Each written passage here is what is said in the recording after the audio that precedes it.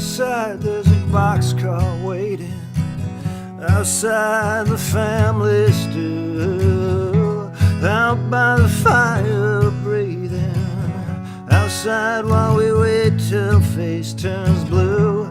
I know the nervous walking, I know the dirty beard hangs out by the boxcar waiting. Take me away to nowhere land. There is a wait so long. There is a wait so long. Here comes your man. Here comes your man.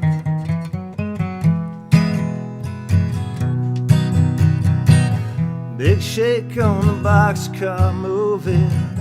Big shake on the land that's falling down. It's the wind makes the palm stop blowing. It's a big, big stone fall and break my crown. There is a wait so long. There is a wait so long. Here comes your man. Here comes your man. Here comes your man. Here comes your man.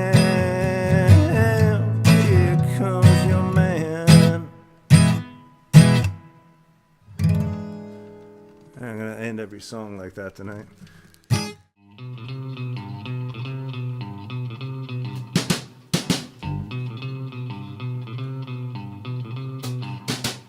When I'm walking, I strut my stuff. I am so strung out.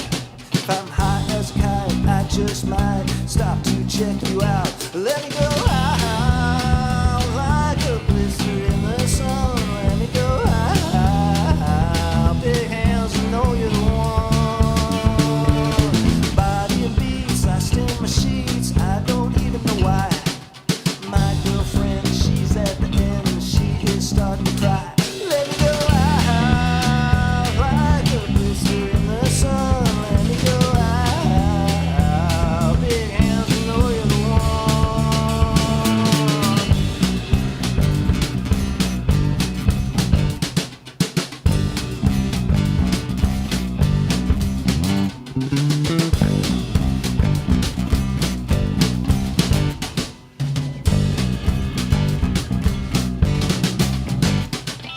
When I'm walking, I strut my stuff. I don't even know why.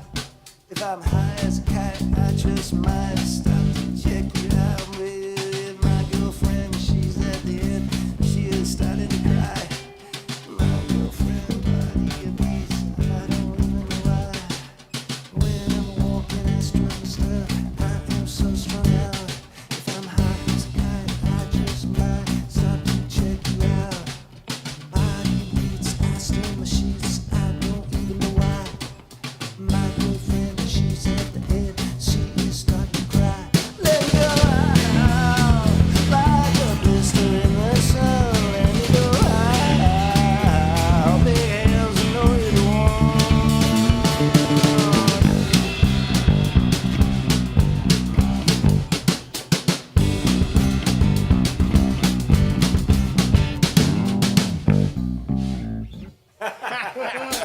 Is that the end? That is the end. You're having so much fun. Mr. Graham was just having a blast there.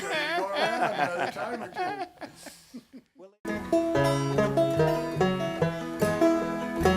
Under the arc of a weather-stained board, ancient goblins and warlords come out of the ground, now making a sound. The smell of death is all around.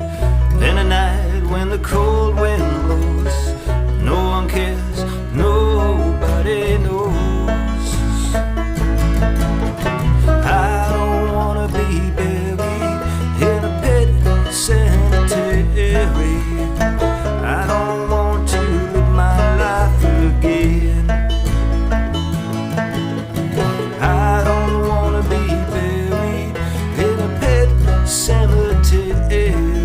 I don't want to live my life again.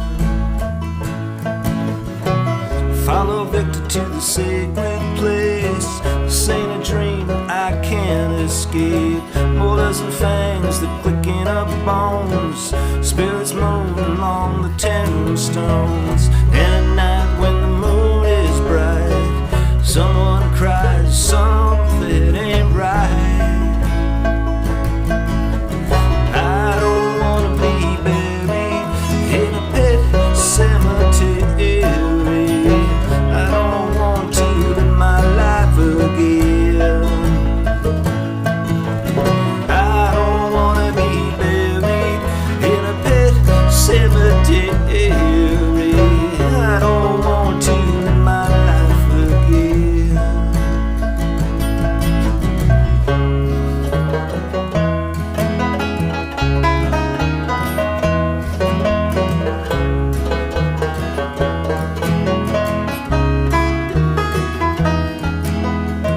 The moon is full, the air is still.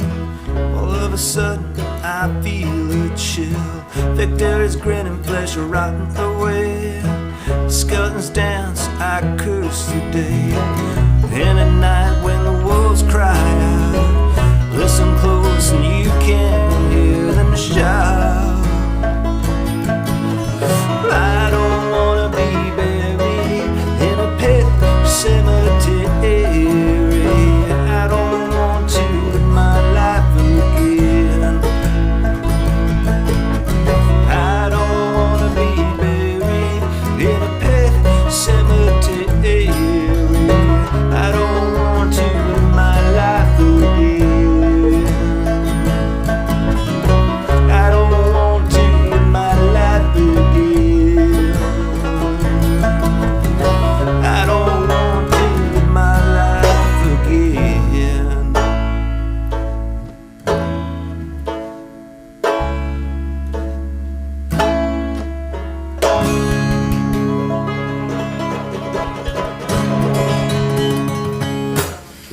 Cool.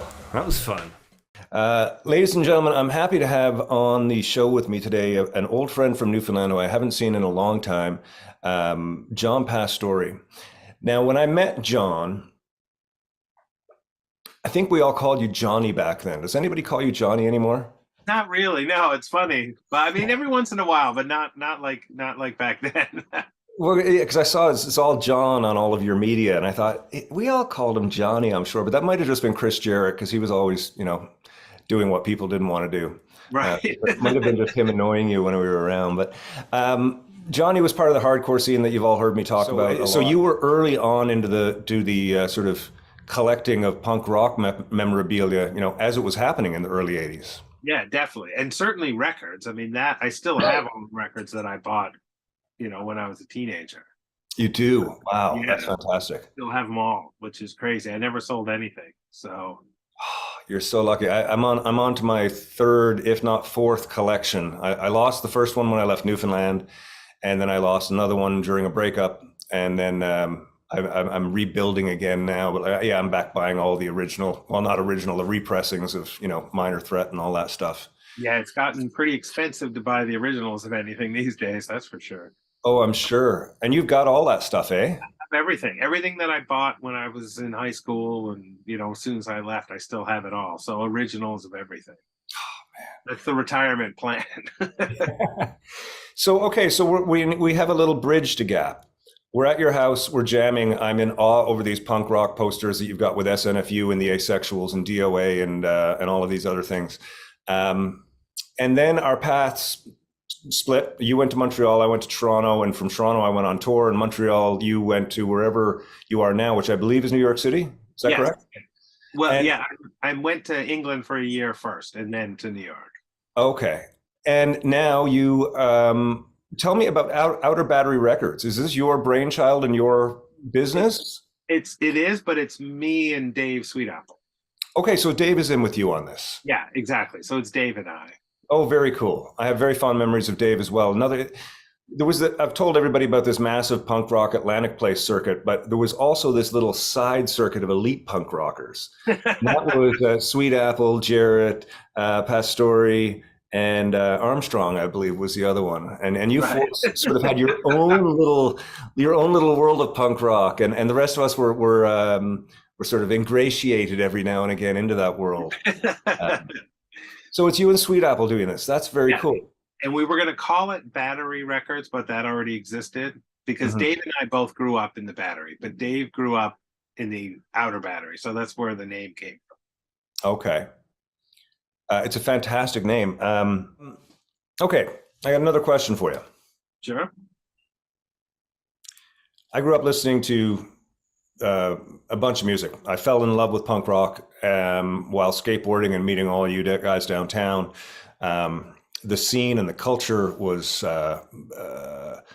electric, for lack of a better word. It was such a great time in my life, and I think for all of us, a very memorable time.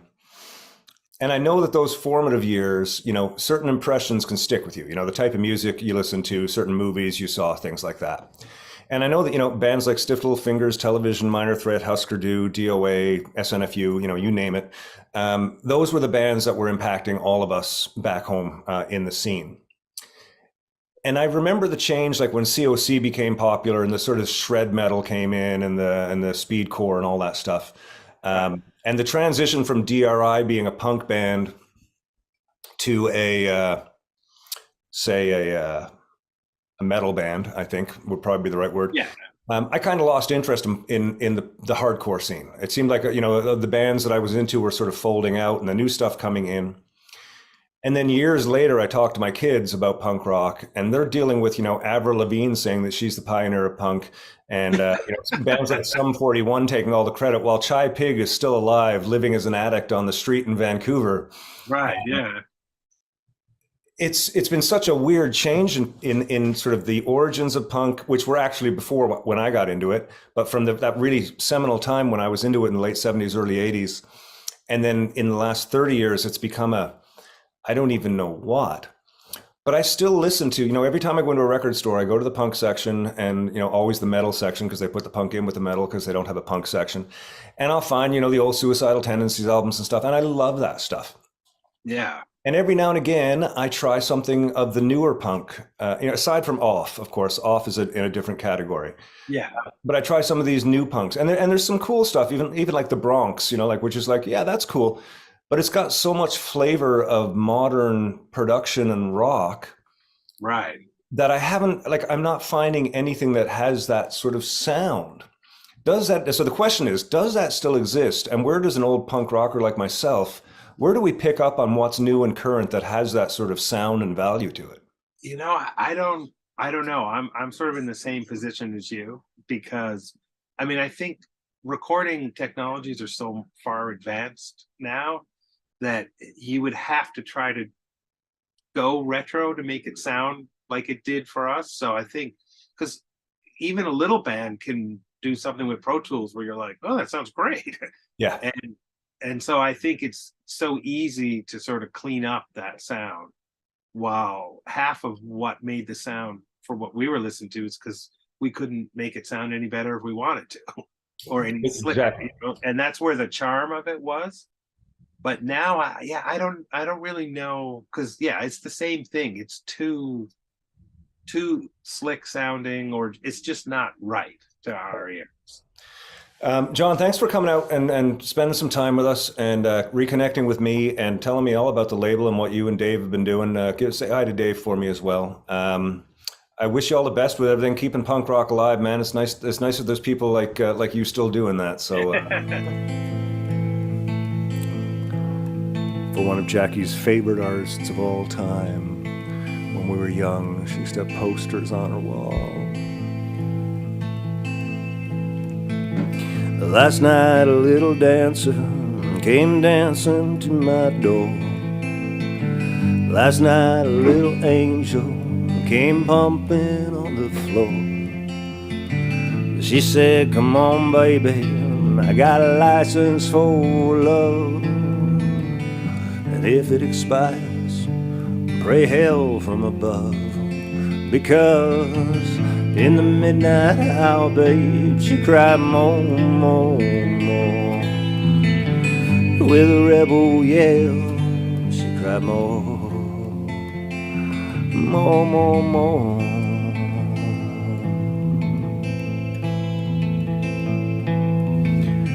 She don't like slavery, she won't sit and beg. But when I'm tired and lonely, she puts me to bed. What set you free and brought you to me, babe?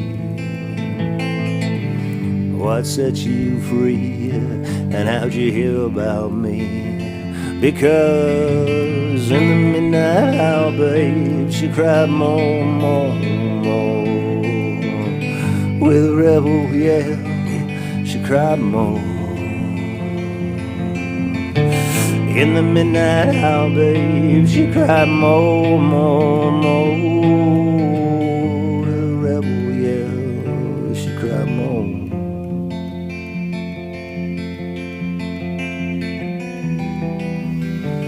He lives in his own heaven, collects it to go from the 7-Eleven. He drives all night to collect his fare, just as long as it don't mess up his hair.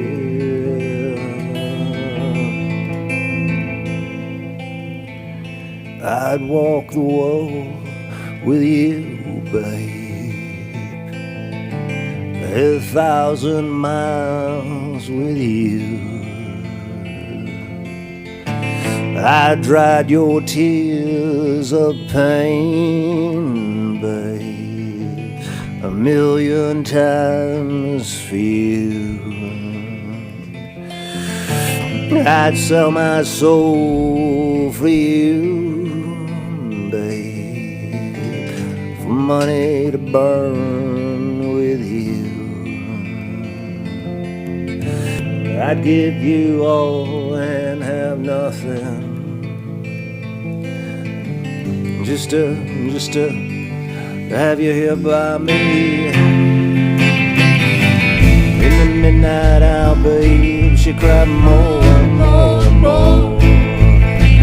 With a rebel yell, she cried more, more, more, more. In the midnight hour, babe, she cried more and more, more. With a rebel yell, she cried more, more, more, more, more, more, more. Ooh, a little dancer, she want more, more, more, more. Oh yeah, a little dancer, she want more, more, more, more, more, more.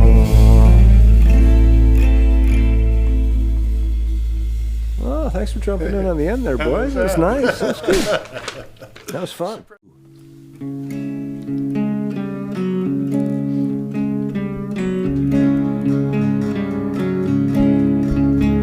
Well, if you like to gamble, I tell you I'm your man.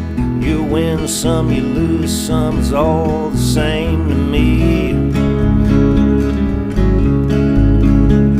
The pleasure is to play, makes no difference what you say.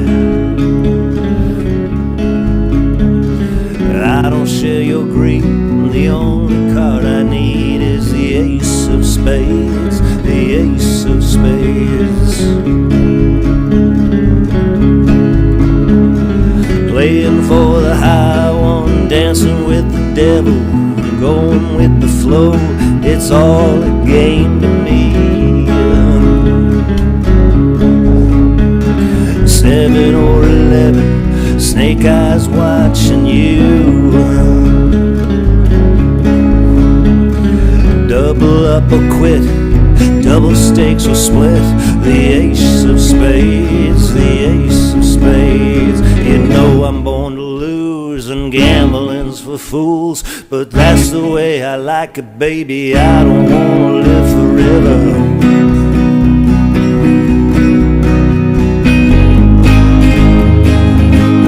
Get the joker.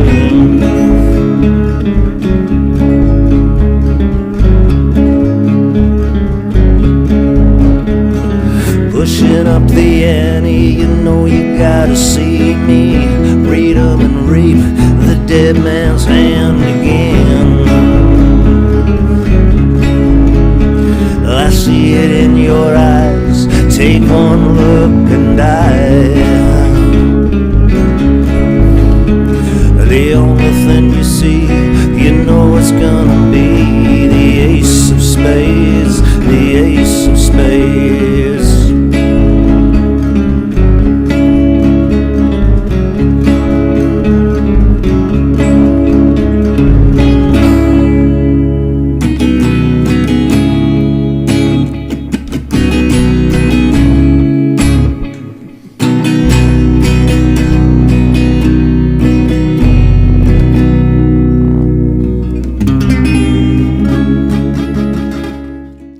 Ladies and gentlemen, as you see, I'm chatting with old friend here. Actually, not really old friend. I'm chatting with Mike Heffernan, author and friend. And when I say old friend, I mean we come from the same circle from 30 years ago, but we missed each other by just a couple of years growing up. I think you're a little bit younger than me, are you, Mike? I am, yeah, yeah. Yeah, so we missed each other by just a few years. And after I left, Mike became a big part of the scene. With a lot of bands that I wasn't really around for, like Bung and Potbelly and all that stuff. So, Mike, you are a Newfoundland author, eh? I most certainly am.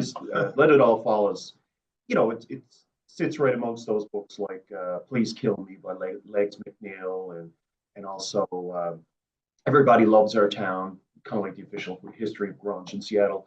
And I wanted that to Let It All Fall be very similar to that. What was unique about Let It All Fall during the interview and research process, I realized that there was a real groundswell of political activism that was happening in St. John's. And I knew it did exist because I grew up in the 80s and in the early 90s. Mm-hmm. And I was aware, obviously, of the Peace Accord and the causes that were prominent during that time. And of course, you know, looming in the background of my book, but also that era, is the Cobb moratorium. So there's a whole bunch of political, social change that happened in St. John's in the 80s and 90s. And that's kind of the backdrop of the book. But essentially, it is a rock and roll story. But what's unique about St. John's is this massive existential crisis that we were going through. Actually, the title "Let It All Fall" is Bung did a song "Let It All Fall," but it was actually a Mike Wade tune. Yeah, yeah. And I love the line which I use in the introduction. You better get up on the table because the rock ain't always stable. Yeah. It was a really fascinating time, and there was a great core of people sort of spearheading it. You know, the punk rockers were kind of hanging out and skateboarding and making music alongside of this activism that seemed to be coming a lot from you know, a small collective of women, actually, if yes. I remember correctly. Yeah. Sheila and Dana and the gang, and they always had something going on. You know, they were always doing something. And because of their association with us as friends, we always ended up getting behind their things. So it looked like a punk rock groundswell, but it was actually the punk rockers, I think, were just kind of there. We just happened to be a good little soundtrack for what was happening. Of course, this is also the era, right, of Northern Lights, Ink in a Place, Sun City. Political activism or was part of the broader musical culture, right? Like We Are the World. Everyone knew about the starvation in the Horn of Africa. Yep. Everyone knew about nuclear proliferation. And it's also the era of Thatcherism and Reaganomics and austerity and all those things. So usually punk rock is a reaction to political repression, right? Yes. And austerity. So those things, you know, go hand in glove. But and of course, Newfoundland is a very conservative place as well. But you were mentioning about Sheila, and they were I don't know if you recall, like they all these cities in North America were pronouncing, oh well, Toronto or Vancouver, we're nuclear-free zones, and you know they said to John Murphy, the mayor, oh, wouldn't it be a great idea if St. John's was a nuclear-free zone?